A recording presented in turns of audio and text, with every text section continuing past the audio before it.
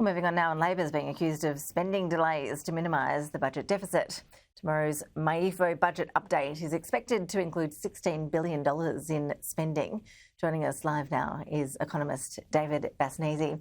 David, thank you for your time. What's your expectation around the set of figures that we'll all see tomorrow in that budget update? Hi, yeah, good to be with you. I mean, certainly the report suggests that the budget outlook is going to be downgraded. I mean, we're hearing a combination of things. Cost overruns. I'm not exactly sure what we're talking about there, but they say there's unavoidable costs that they need to meet, which I would have thought would be budgeted for already. And then some downgrades to the revenue outlook on the back of, weaker commodity prices. And but if you look at the budget, I mean, the iron ore price is already pretty conservative. So I'm not sure what they're going to do with the iron ore forecast, because at the moment, iron ore is still around $100 a tonne. They've got it coming down. The budget forecasts assume it will decline to about $60 in the first quarter of next year. So the commodity price forecasts already seem fairly conservative to me. So if we are indeed looking at billions of dollars in new spending, what impact does that have on the domestic economy?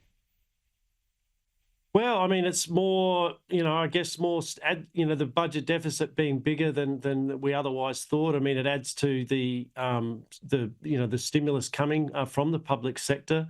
And I guess, in terms of, it means if you think about the interest rates, I mean, the Reserve Bank would be looking at this spending and, making it another reason to be wary about cutting interest rates anytime soon. So, again, I'm not exactly sure what we're hearing bits and pieces of reports, but I mean, maybe there's some spending that's coming into this mid-year review rather than being in the election campaign. It's maybe from a political point of view better to spend it now rather than spend it during the election campaign. Will there be a lot of focus on, adding to pressure on interest rates and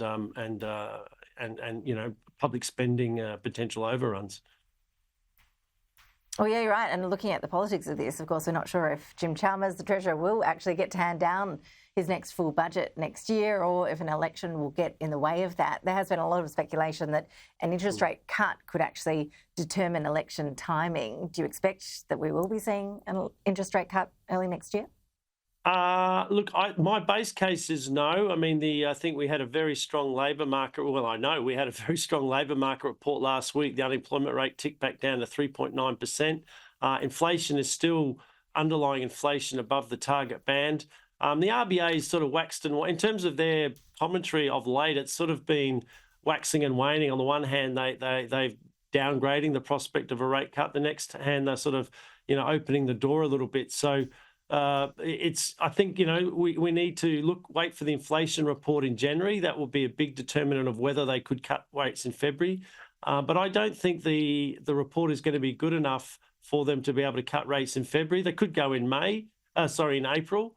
But if they go in May, it would be probably late after the election, because the RBA meeting in May, I think, will be after the time in which the election would need to have taken place. So if they don't go in February, they don't go in April, then, we're unlikely to get a pre-election rate cut. David, always appreciate your insights. Thanks for joining us. No worries. Great to be with you.